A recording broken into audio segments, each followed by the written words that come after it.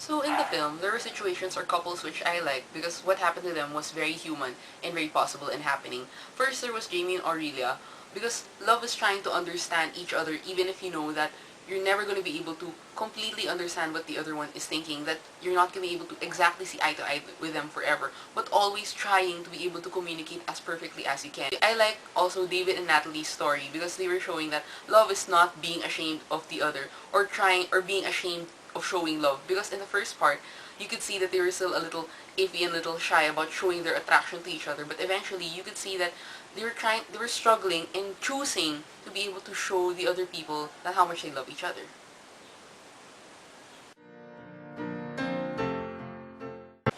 But if I really think about it, the love that appealed to me from love actually wasn't the main focus love. What I really liked, the kind of love, wasn't the main focus because it was the poignant, it was the harder, it was the rarer kind of love that really showed that this kind of love takes work and effort. Because in the previous sequences, I was talking about situations in which love was present because things were being put together, such as Jamie and Aurelia or David and Natalie, where things were actually kind of conducive. They were alone, they were isolated or stuff, so you couldn't really expect something to happen.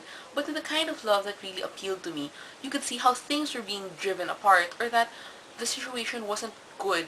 It was very difficult for them to execute real love, especially in times like this.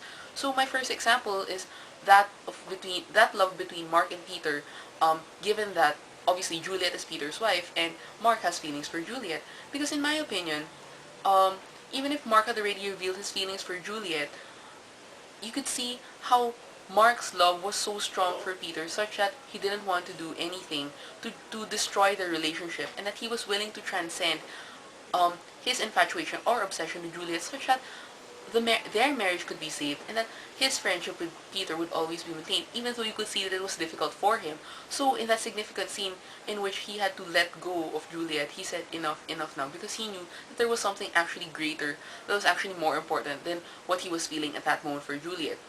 My other example also is that of Sarah's love for her brother as compared to her lust or her love for Carl, whom she had really liked for so long. Because in that significant scene where they're already, in bed and getting it on, something that she had dreamed of for so long, and in that moment where her brother was calling and Carl actually told her, don't answer it, you could see it was very difficult for her, but she chose instead to answer it and to be there for her brother, even though you could see that she knew that by doing this, she had already effectively ruined any chances she had with Carl. So what these situations are just really showing is that love is sacrificing what you want, that it's not selfish. It shouldn't be selfish.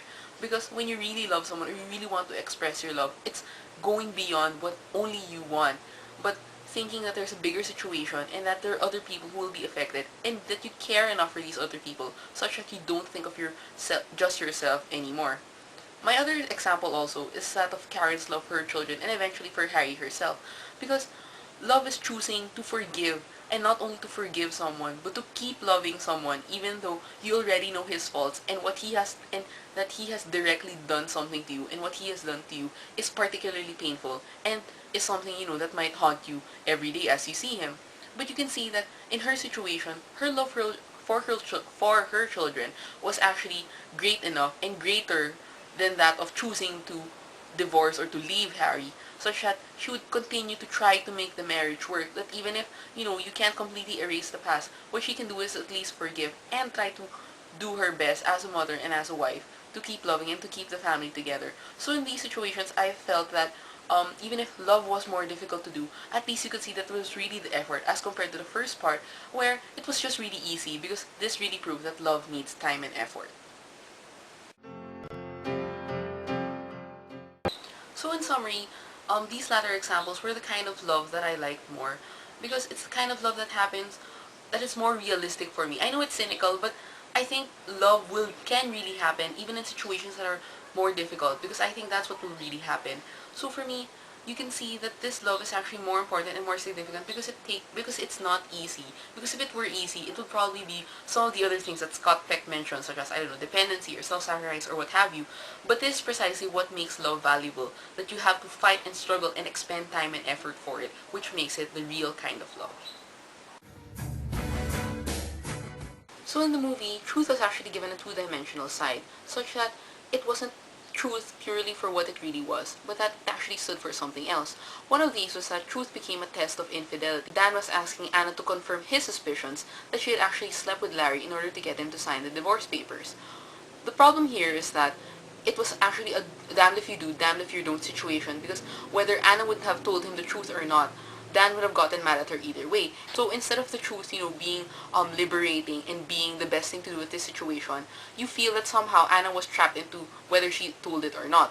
Another example, Dan also had to ask Alice whether she had gone through with her somewhat one-night stand with Larry. He used it as a test in order for her to prove her fidelity to him, even though he had already known it. Which is why you can see in the latter part, Alice actually got mad at Dan for doing this because she felt that he didn't trust her enough to actually reveal the truth as on in its own. Truth was also used as a controlling agent.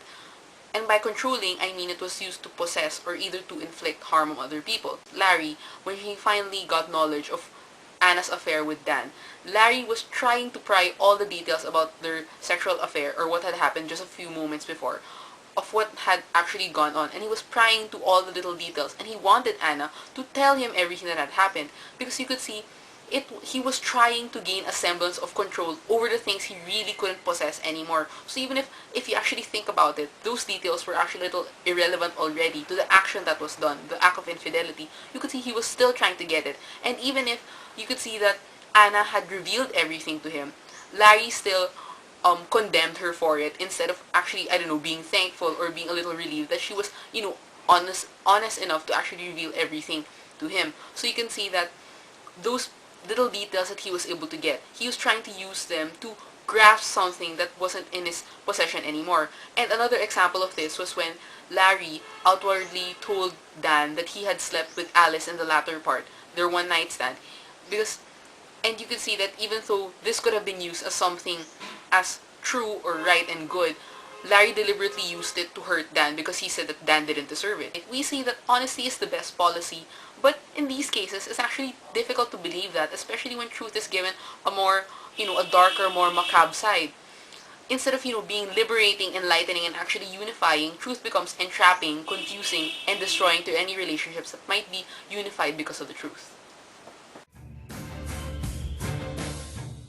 While I believe, it's really inherently right and good, that's why it's called the truth, it's actually compromised because of the purposes that it's used for. So on one hand, truth can actually be brutal, especially when it's deliberately used by a person to harm someone else or to provoke that person, just so the truth, the one who told the truth, can, gain something just for himself, is very selfish about it.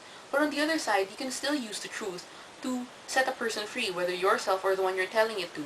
And this is possible when you tell the truth because you recognize it for what it really is, for its inherent goodness and rightness, because you want to clarify things and because you're actually considering the other person.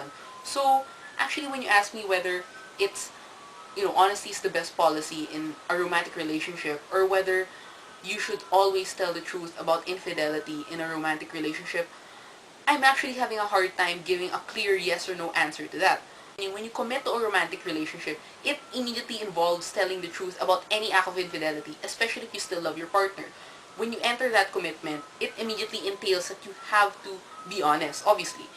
But sometimes it's not always the right and the good thing, especially when you're going to use that piece of fact just so you're going to be able to harm your partner.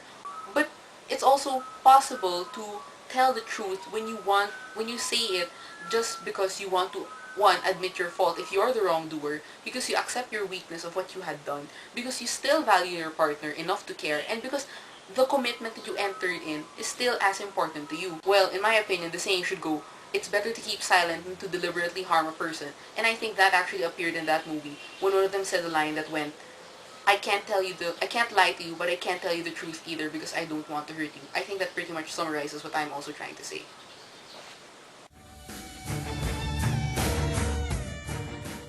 So, much like love, truth is the best policy and is right and good, where the focus isn't yourself, but the other person, or even the situation that encompasses you both, because may pinagdaanan nga kayo na sabay. It's a choice to admit and accept the facts, and to acknowledge what you have done to or for the other. And in this case, truth becomes both good and an act of love because it helps oneself and another person grow to be better people, especially in adverse times or when mistakes in judgment have happened, or when things have gone wrong for some reason. So I guess after everything, both love and truth, they're not just accidents you get into or things you fall into because you're human. Rather, they're conscious choices that make you do an effort to do something for someone else.